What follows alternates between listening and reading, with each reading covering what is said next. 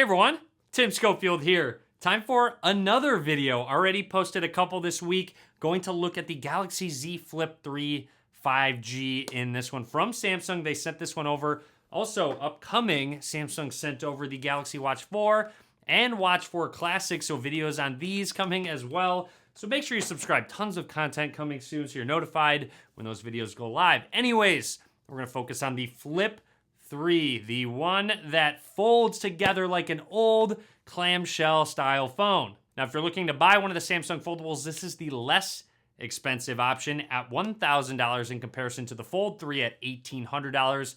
I'll link to the video I just made on that phone down below. I'm actually really excited to check out the Flip because in the previous model, the front display was way too small in my opinion, and they've made the front display 4 times larger than the previous Flip. So I'm really excited to check it out. They've also enhanced the phone in other various ways. So let's go ahead and unbox, take a look at the Z Flip 3 from Samsung.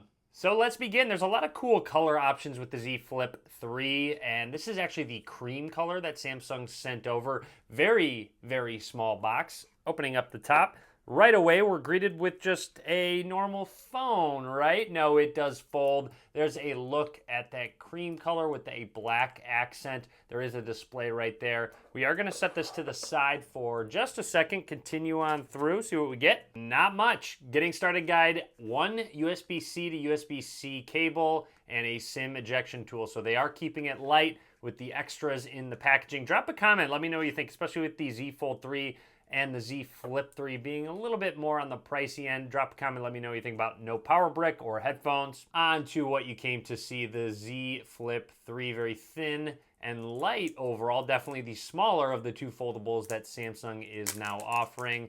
So let's go ahead and peel off the plastic, and there we have it, our Flip. Let's go ahead and fold it for the first time here. Very nice. Always very satisfying closing these, especially when you're on a phone call. You want to end it, just go ahead and see you later. Anyways, let's take a closer look. I'm going to boot up the phone, the power button on the right side, take a close look at this hardware. So down at the bottom, microphone, USB-C slot, one of the speakers. I also want to make note, because it's only on the bottom part, there's a couple little ridges that are raised just a tiny bit there and there, just to sort of rest that top half onto so it doesn't actually slam into the screen. So just noteworthy there. Along the right side, we have our power button, which does couple as a fingerprint scanner. Our volume rockers up towards the top. Just another microphone. On the left side is where our SIM card slot is going to be. And of course, a quick little test of that hinge mechanism. Again, sort of rests on that protection down towards the bottom. Not too much of a gap in between the screens overall.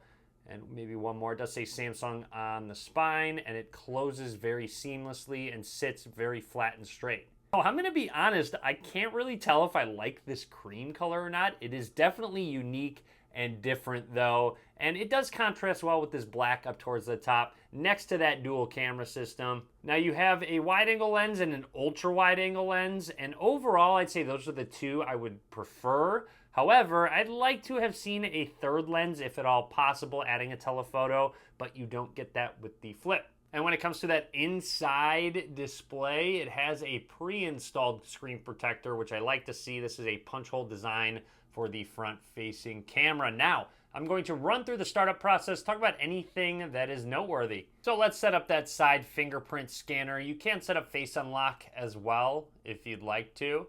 Just setting my thumb on down, and I found that these physical fingerprint scanners are actually really quick. An in-display fingerprint scanner doesn't make sense on a phone like this. You shouldn't have to open up the phone to unlock it, especially with a front display, which we'll show off in just a second.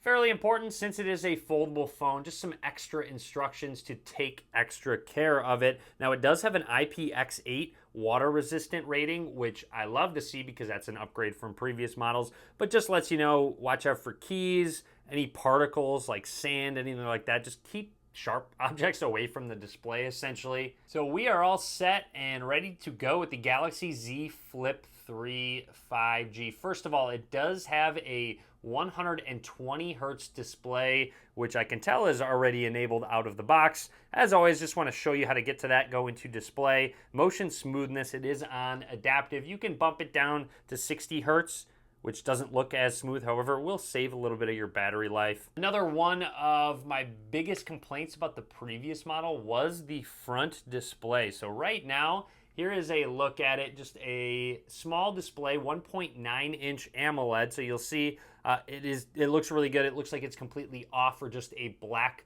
part of the phone. You can't tell that it's actually a screen. Now, you can actually press the power button and unlock it, and then swipe through different options. If you get notifications, you can run a quick timer, you can go to your next alarm, maybe control some music, and you can customize what specific pages are there. So here's my notifications. If I swipe over to the left, just finishing up, you can scroll down, go through all of them. You can clear them, so you can really individually clear them as well. I can't do that because they're ongoing notifications at the moment, but really cool that I can just check my notifications straight from this display. That was my biggest complaint, honestly, was not being able to see exactly what all the notifications were that I had. A couple more features of that front screen. If you swipe down, you can actually change from ringer to vibrate to silent, or change the brightness of that front display. Now also, if you swipe up, it opens up Samsung Pay, prompts you to open the phone and obviously unlock it with your thumb. Anyways, opening up the phone, setting my thumb down to unlock it, it's very easy actually, because the power button is essentially where my thumb's gonna rest, maybe just above it at all times, so it's really not that big of a deal. And expanding upon that cover screen, jumping into settings, there's actually a specific setting for it where you can change your clock style to your liking. You can add images, different colors, or your own custom background image, and widgets. So here is where you customize those widgets when you swipe over to the right: music, weather, today's schedule, an alarm, Samsung Health, or timer. And here's just a close look at that 6.7 inch AMOLED display. Now it is very tall, so just keep that in mind. It's a 22:9 aspect ratio, which is great for vertical content. Not only great for vertical content, but when you are in apps, there's something called flex mode, where it will bump the app up towards the top. As a just very quick example, let's jump into that camera app, and let me just go ahead and angle it up. And you'll notice the viewfinder only goes to the top half of the screen. This is what's called flex mode, where you can angle it, you can change the different direction that the camera points towards, and only see this top half, because obviously if you're looking at it like this is all you're going to be able to see. Anyways, this is great for taking selfies. If you want a camera to be in a specific spot, you can really take pictures to your liking. This is one of the huge perks of that flex mode, is taking those pictures. Now, I also want to point out another great feature of this phone and that front display. So cover screen preview is on, and I like just kind of leaving this on whether I'm taking pictures of someone or myself. So now you can use these rear two cameras to take a selfie, a picture, anything that you actually want to. If you're taking a picture of someone, they can kind of see a preview of what they look like, especially if you're getting a little close to them. And as I promised, here is the flip and fold side by side, both of them closed. You can see quite a bit of a difference between the two. I love that Samsung has both of these options. And then opening it on up and unlocking, here it is. It was prompting Samsung Pay. Here it is right next to each other. Obviously a little bit larger display on the flip when open. And then let me just open up this foldable, and there we go. So side by side. Oh, it's really trying to open up Samsung Pay on me. There we go. So just a little bit taller with the flip.